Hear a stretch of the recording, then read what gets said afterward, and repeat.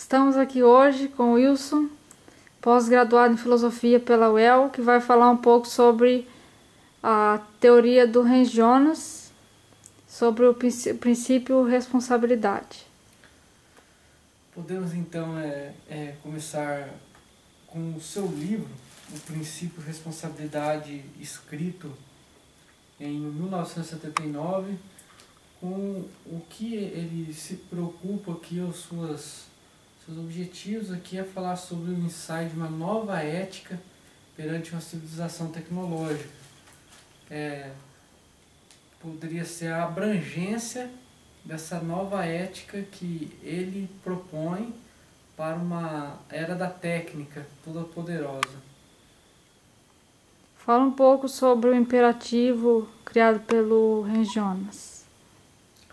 O imperativo que Jonas criou pela era da técnica se diz: age de tal modo que os efeitos de tua ação sejam compatíveis com a permanência de uma autêntica vida sobre a Terra. Significa aí que é complexa todo o imperativo. Por quê? Porque ele se preocupa não somente com as existências de homens do futuro, meramente se transporta a essência de homens e se preocupa com a existência e a essência ao mesmo tempo de gerações por gerações. Isto é, seria a desconstrução e a aleatória reconstrução de gerações por gerações perante a técnica inserida a curto e a longo prazo. Por que essa técnica passou a ser uma ameaça para a humanidade? A técnica passou a ser uma ameaça com o surgimento das tecnociências. O que são elas? As tecnociências seriam o entrelaçamento entre a teoria e a técnica sobre a teoria. A indissolubilidade desses dois polos, segundo Rotuar, criou-se as tecnociências, que seria uma das ferramentas hoje que fazem parte hoje da nossa vida, que ela seria a híbris. O que seria? A híbris é a desmedida de poder que o ser humano possui, onde ele, com as tecnociências, ele pode possuir e dominar toda a natureza e a biosfera e todas as formas de vida. Ao mesmo tempo, ele pode destruí-las se não forem usadas com prudência e sabedoria, isto é, a sabedoria prática. Por que é considerado um sentimento paradoxal e ambivalente? Você diz as tecnociências? Isso. As tecnociências, ela possuem um sentimento paradoxal, que seria uma mistura de bem e mal. Essa mistura de bem e mal, podemos citar o exemplo do raio-x, que mesmo ele sendo ali um recurso que foi altamente viável às civilizações, proporcionando ali a cura de doenças, de diversas calamidades, de diversas doenças, viu-se que descobriu que ela pode causar o câncer e pode, com a falta de cuidado, com o seu uso desmedido, pode ocorrer diversas calamidades ao mesmo tempo. Seria esse sentimento paradoxal, e esse sentimento ambivalente seria que ao mesmo tempo que o homem encontre cura para alguma doença ou alguma coisa, não era meramente aquilo que ele procurava, é realmente um obstáculo a mais, porque o que salva cresce, segundo Heidegger e Hölderlin.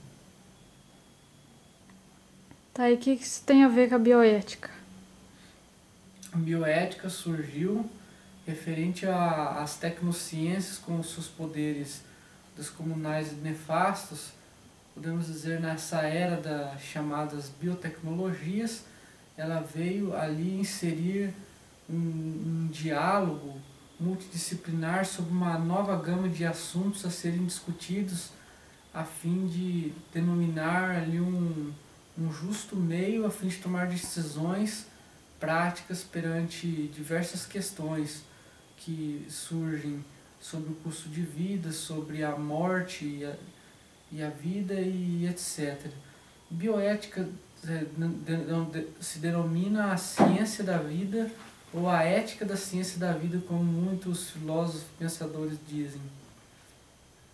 E por que ela não é suficiente, essa ética convencional?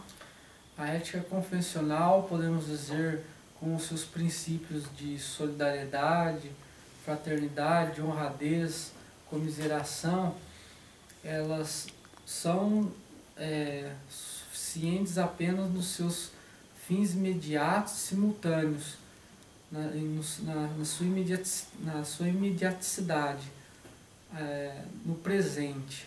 Portanto, a nova responsabilidade será inserida perante homens do futuro, sobre gerações futuras, e o pensamento dualista será superado por Jonas, que o seu pensamento incluirá o homem e a natureza em uma só. E esse pensamento dualista será superado pelo jonasiano, tornando uma só espécie a natureza e o homem. E a abrangência do pensamento, do imperativo categórico, da nova ética, é para controlar os abusos das técnicas, que a ética tradicional não contém não tem nenhum preceito que, digamos, que controle aí esse sentimento, esse caráter ambivalente paradoxal que as tecnociências conferem, de poder desmedido, a onipotência de poder. Podemos colocar aí a técnica com o Galileu, na época de Descartes, Galileu, que sofria impactos não tão profundos, mas superficiais. Mas com a chegada das tecnociências, podemos dizer aí que a ética convencional não é mais suficiente para frear a onipotência tecnológica, devido a uma série de fatores.